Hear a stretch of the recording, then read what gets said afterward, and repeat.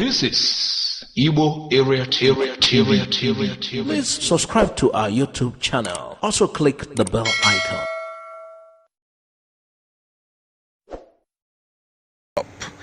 Today we are going to talk about what is happening in the Southeast. This is more like an open letter to the Southeast governors. We want to ask them, where did we go wrong? Yes. A lot of times we have been blaming the federal government. Yes, the federal government has a share in this blame. But then it is not just the federal government. The federal government marginalizes, or most Nigerian government has marginalized the Igbo ever since after the Civil War. Yes. So that, but our focus today will be on the Southeast governors. I will start by let's look at the history of Igbo. History had it that Igbos have been occupying the place we call Southeast today, far back as the time of Israelites left Egypt to Canaan, where God promised them. So this is one line of it. There are several lines, but this is more pronounced one, the one that is more popular. History also stated that the cosmology of Igbo started from a man called Gad, who was one of the sons of Jacob. The confirmation of this can be found in Anambra State, where we have a place called Obugad.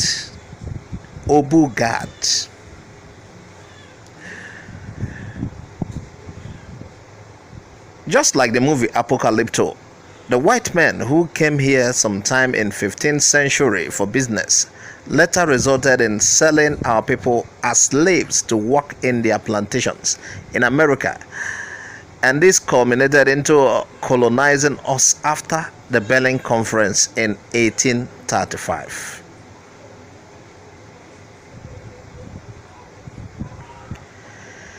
History also had it that Igbos were a tribe that fought the British colonists somewhere in Arojuku, and you know the story. Many of them died trying to fight British, which were more they have more sophisticated weapon at the time. Finally, in 1914, a fictitious entity called Nigeria was formed by a man named Lord Lugard. His Flora Shaw, his girlfriend, has to propose something to him. Well, it became Nigeria. So the Lord Lugard and the British took over power until 1960, when Nigeria moved from colonial rule system to indirect rule system.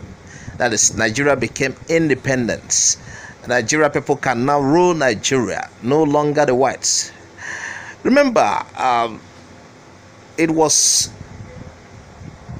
an Igbo man was part of the moves that resulted into that independence, and this Igbo man was Nnamdi Azikiwe.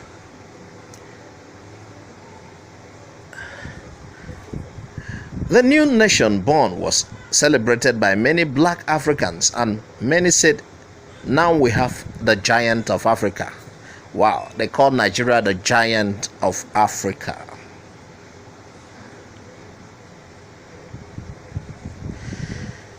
The political problem of this country started in 1965 after the first election, which was as a result of the rift between Awolowo and Akintola. These are Southwesterners, Yorubas. This rift led to the crisis of which many people were killed. You heard of the Operation Wetie. Arson and hooliganism became the order of the day.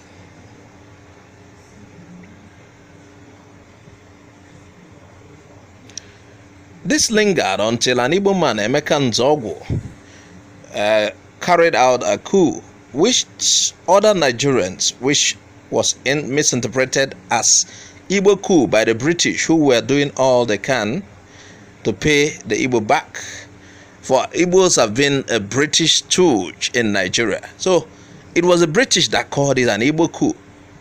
It wasn't only Igbo officers that were involved in the coup. There were several other officers. People like Atong Pera and the rest of them. Meanwhile, Nzogo was seen as the leader of the coup.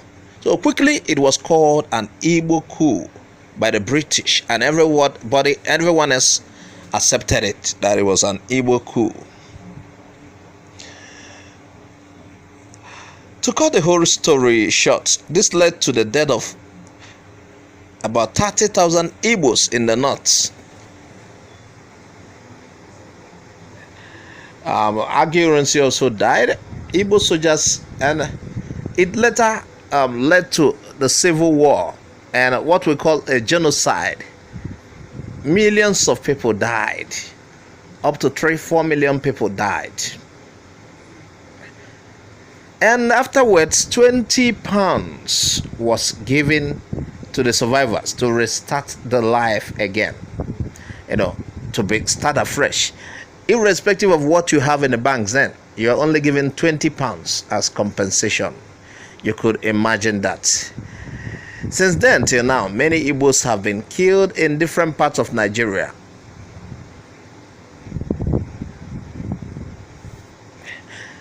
That's the history of which you know, but because of your personal interest and power, you have chosen to keep mute. Now, let's get to the main issue. We just have to give you a recap before we touch on the main reason why this particular show. So, dear governors, since 1999 till now, the Igbos have not had it rosy in terms of infrastructural development, which many people do blame the federal government. Yes, I too do blame the federal government. The author of this write-up may not blame the federal government, but I too blame the federal government. First of all, it is on the record that Igbos are marginalized, but our governors are not also doing well. Dear governors, what did we do to you? Where did we go wrong? So, the federal government had a share in the blame, but now we have to blame the governors too. Yes. One,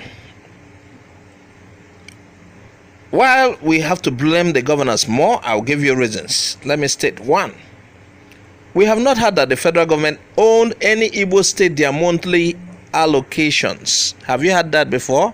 No. It was duly paid. Two, the Paris refund. We haven't had that any Igbo states were sidelined. Three,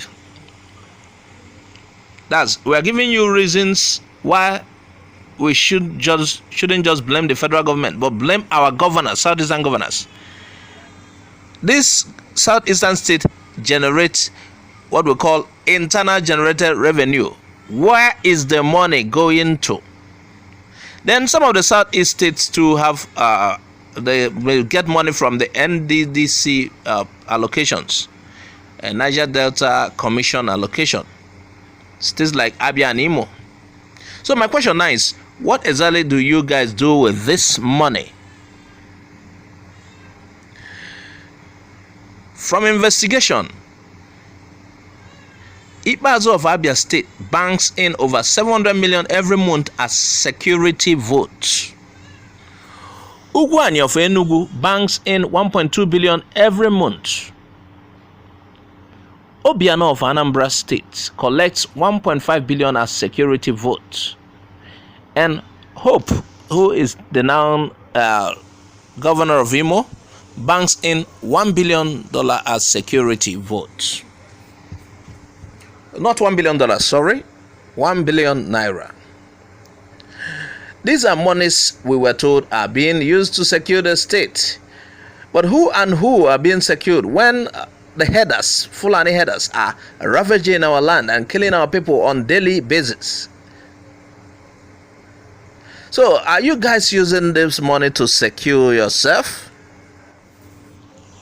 Well, Lagos has some Yoruba input, though it is a federal government developed city, but the Yorubas have done well to keep it, to make it bubbling. Kano too has some federal government inputs, but the Hausas have done well to make it, keep it going. Port Harcourt also has a lot of federal government influence, but it keep going. Aba and Onitsha are in a such deteriorating shape. Yes, Aba is known as the Japan of Africa somehow. It needs good roads and electricity. But Aba is in a bad state, while two previous governors have been indicted for stealing over 500 billion simultaneously. Yet the man currently occupying the seat is using the media and fake promises to deceive the people. So Aba has not had a fair share of a good governor. It is the duty of the federal government to fix Enugu airports, just like you have in other parts of the country.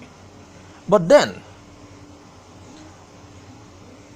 just 2 months of your security vote can rehabilitate that airport. I'm talking about Southeast governors. If we really want to work, we will work. Why are you people doing this to Igbo, not minding what we have suffered in Nigeria? Does it mean you guys are vassals imposed on us? Just like Uzodimma.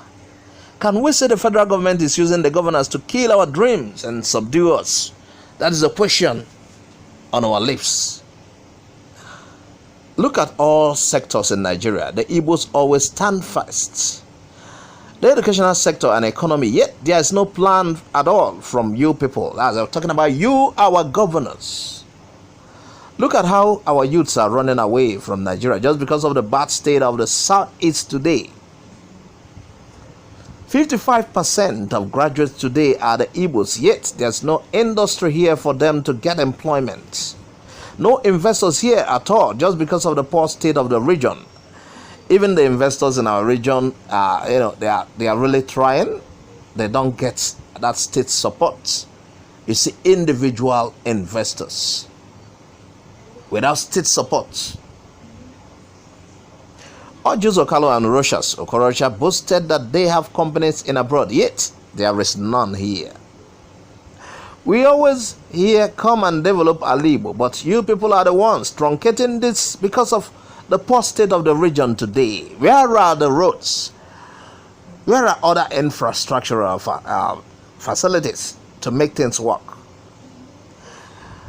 We complained of the loan of $22.7 billion which the federal government borrowed, that none was given to Igbos. Many people were actually complaining, but I asked, even if the loan came here, that's the loan, part of it went to the Saudis, what benefits can we gain from it?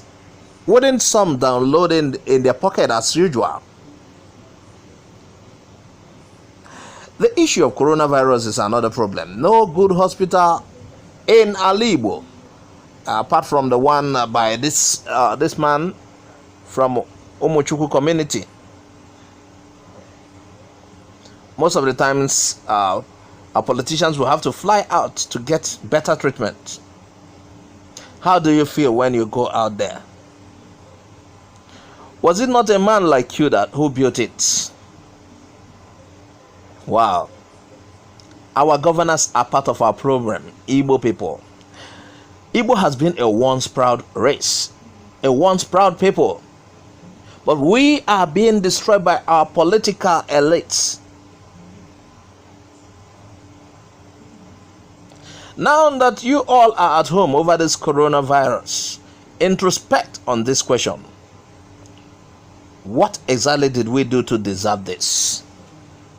So, Most of the time, we blame the federal government, we are marginalized, but let me tell you, the major problem are our governors. If they have properly used the allocations for our states, there will be changes. I don't say they are the worst, but these are the people that we need to talk to. It is common almost in the whole of Nigeria, but then this is what concerns us. With just those allocations, things can change. If someone is really willing to work. Thanks for watching Igbo Area TV. Please subscribe to our YouTube channel. Also click the bell icon. Like our Facebook page. Join our Facebook group. Follow us on Twitter and Instagram. Bye for now.